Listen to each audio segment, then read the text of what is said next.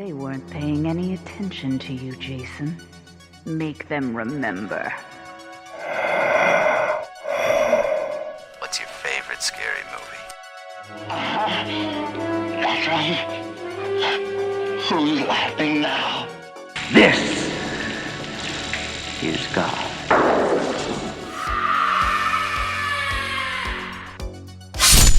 Groovy. There are certain rules that one must abide by in order to successfully survive a horror movie.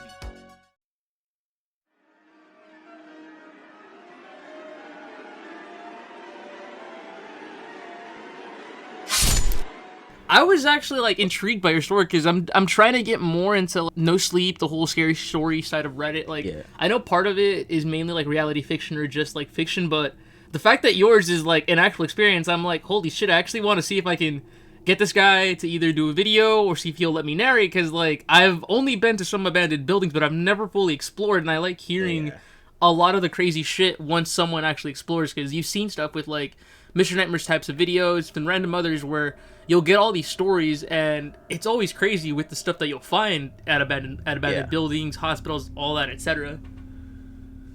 Oh yeah, there's a ton of shit. I used to do a lot of exploring in my old town because, like, again, I think I mentioned in the story, but there was like half the time we were bored as fuck. We literally had nothing to do. So me and my friends, whenever we had the opportunity to, we'd go to these abandoned houses, abandoned buildings, and sometimes it was just nice to look around, and again, there was nothing too crazy about it. It was just an enjoyable experience. You'd sit around in like an upstairs bedroom that's like broken down and shit. You talk about like ghost stories or shit like that, dude. That was super entertaining for me. That was like, it was fucked up when I did that for sure. When we saw that shit. No, yeah.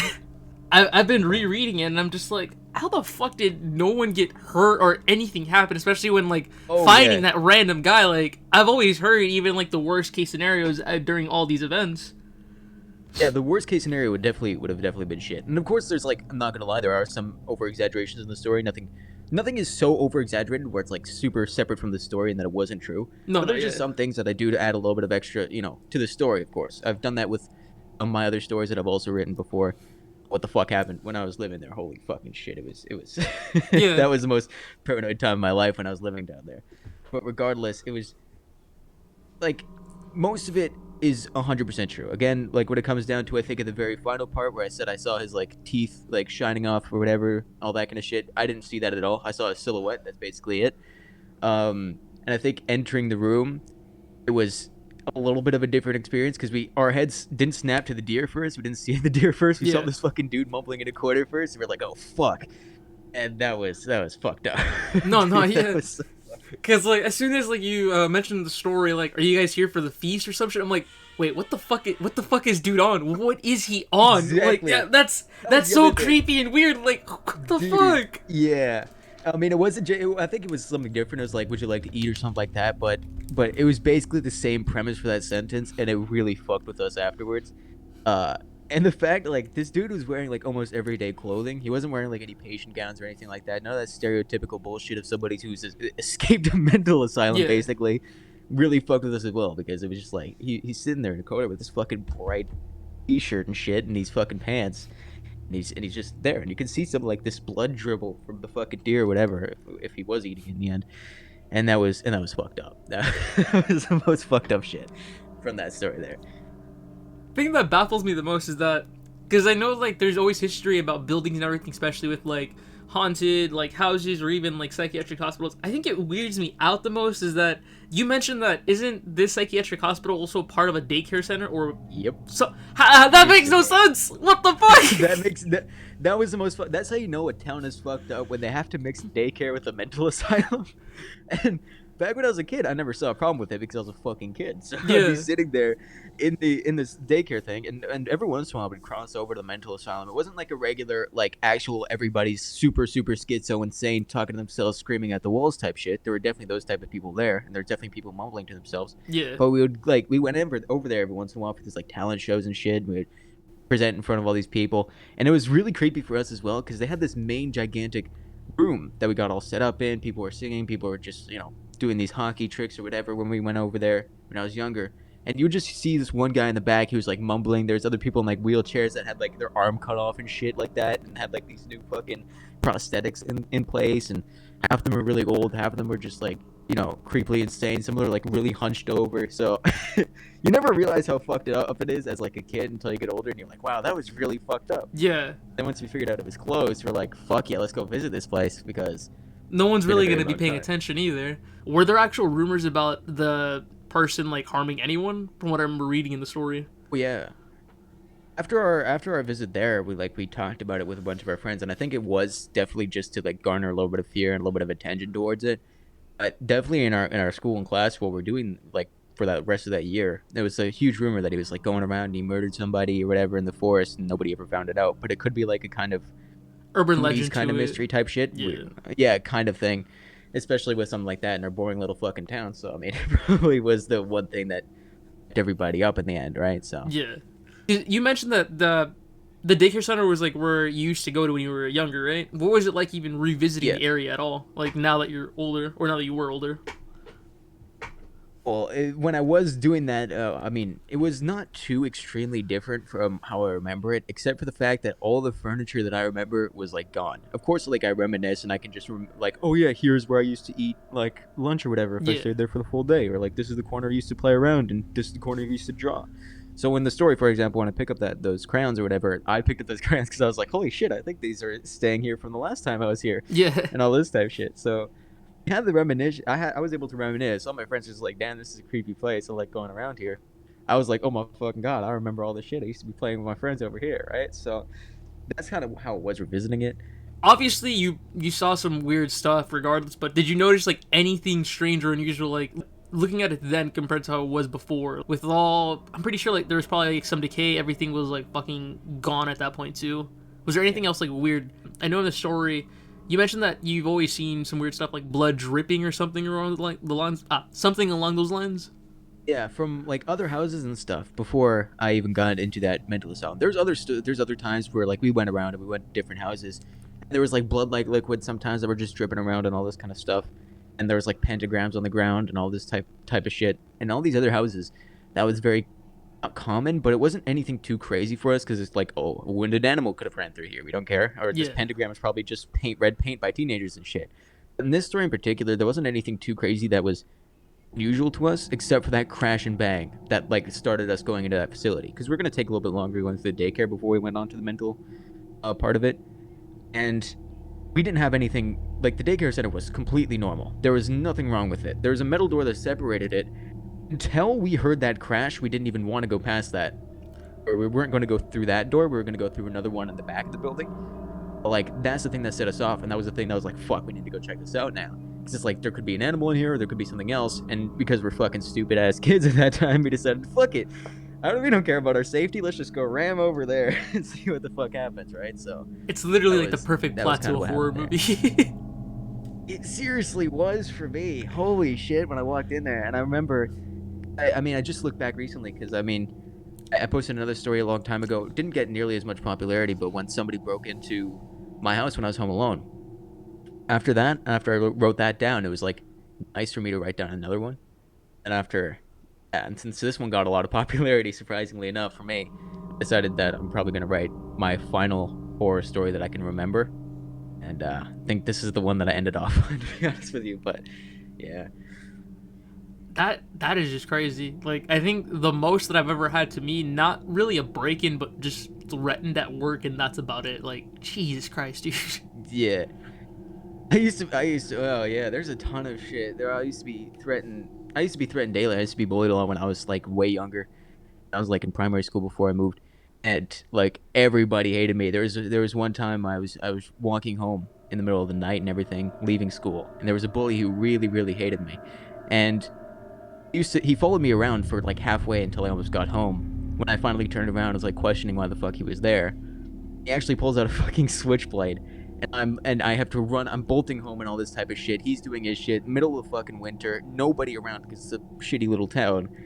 And the only time he stopped chasing me is when he saw that there was a car up ahead that could see me running, like obviously. And then after when he saw that, he turned and ran away. There was all this type of shit. There was I think I wrote another story about this creep who was in this had tinted windows on this black car and everything.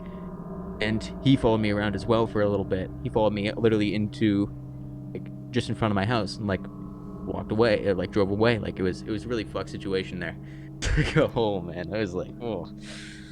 Were there any other reports sir. or sightings of like either like the strange individual you countered? Because like we were saying earlier, like when it comes to like abandoned places, especially with like small towns, everyone's always making a story just to make it like even scarier than it already is. Was there anything else that like people would always try to like say that was either real or fake, and then it would either get debunked or not? The biggest story that we got beforehand, because we didn't know about this other mental patient, because after he transferred, nobody ever heard of him, never even heard of him leaving, because they didn't want again, it was a very covered up situation, because it was bad for the mental institution that was supposed to care for this dude. It was bad for the police to not going back to that house again earlier. So everybody would have lost respect for this whole entire thing. Just the whole entire thing from start to finish. Everybody would have lost respect for him. So the only thing that we ever heard about that building beforehand was it was haunted by a mental patient ghost. And that was basically it. And we walked in there because we were like, well, it's probably not true. That's more of a story than anything else. And that's also why we really wanted to explore after that, is once we heard that story, once we got inside, once we heard that crash and the bang, we're like, we need to explore this shit. We need to see if there's an actual mental patient ghost that's going around here as well. So that's also a big component of why we explored that part. You guys are crazy. Holy shit. Yeah, look, when you're bored and you have nothing to do in a fucking town, you will do whatever you can. And that was one of the things that we decided, fuck it, we're doing. I wasn't the biggest on that idea. I was kind of comparatively to my friends, kind of a massive pussy, but they were just, let's go do this shit. Let's go get everybody together, and we go into this part of this mental asylum. I was like, okay, if everybody else is going, I'm not going to sit here in this daycare part all alone in the darkness, so I end up with them. What was it like going inside like the actual daycare versus go into the institution? Well, this was like, first of all, getting into the daycare was a whole thing in itself. Yeah. The gate was padlocked. This wooden gate was padlocked before we even got in, so we had to like hop over it and do all this parkour bullshit and set up all these boxes and stuff sometimes to really get in there. So once we finally did get in there, we were like really hyped for it. We did all this shit to get in here. Let's go do this. We did get in the daycare. It's decaying, sure, but it was not long enough to the point where it's like really, really messed up. Like, it's not comparable to Chernobyl, for example, where you can like look at all these abandoned buildings and they still look pretty pristine, but it's not as clearly decayed as that, right? We went into it like maybe a full 6 months to a year after it closed down, and we were walking around. It was a haunting experience for sure, because there were still a lot of like these old toys strewn about, like I said, like all these Legos. The dolls were still like torn apart and stuff on the ground. Some of them are just in the corner, creepy as shit. And daycare was definitely not even comparable to what the mental part of it was, because first of all, you go in there knowing the stories beforehand, right? You hear oh yes, there's a psychotic patient that's going around, like the ghost that goes around, right? On top of that, being in there again was already haunting in itself, because there was sometimes these big metal doors that you can go into. Sometimes there was just these wide open areas that looked really normal, which contrasted this whole entire thing, right? Because the daycare looked rather normal. You have this other place that's, was a mental asylum. You have these big gigantic metal doors blocking certain things off, but then you also had this really common like room that you would have in any other kind of common space, and it fucks with you when you're walking down the hallway seeing all that. And there was still decay, and there was still concrete on the walls and stuff like that, so it's just like, it was really messed up in itself. And the fact that there was like a lack of furniture, so you can see everything and you can hear like the echo of, if somebody were to say something, you hear that echo 3 or 4 times. That's like really, really messed up in the end. So comparatively, the daycare had nothing on what the hell this mental institution had, right? In the end, it was really freaky. Did that experience like ever keep you up at night? Like, did you ever have like either any nightmares, or like you just couldn't like brush it off at all whatsoever? For maybe like a week after that, I used to be a little scared going to sleep. But again, comparing it to some of the other experiences I've had there, it was quite literally watching a horror movie compared to having that horror movie like on you, right? Because I mean, it was scary for sure, but it wasn't like chasing us down or anything like that. We felt like he was chasing us down. Of course, we thought that he was going to kill us right in the end, because we walked into his vicinity, right? And he was creepy as shit. But it wasn't anything where he didn't harm anybody. Nobody was harmed in the end. There was no crazy huge threat of harm. Of course, at the time we thought there was, but in the end he was just, kind of disoriented. When the police showed up, he didn't harm anybody in the end. He was just kind of sitting there like rocking back and forth, right? Yeah. So in the end, there was no harm. So it really didn't keep me up at night for like, it kept me up at night for maybe a week or two, just thinking about that, just being like, whew, wow, that was creepy. And of course, I get the shivers whenever we talked about it. But comparatively to all the other shit that I've seen and shit that's happened to me, it's not even comparable. You can never really trust anybody either, because like I know that you were all saying right now that like you didn't really mean no harm no foul, but like at least nothing really happened to you guys, because like worst case scenario, like anything would have gone down, because this is literally just like a horror film. Like you have to be extremely careful, and I'm glad you guys were.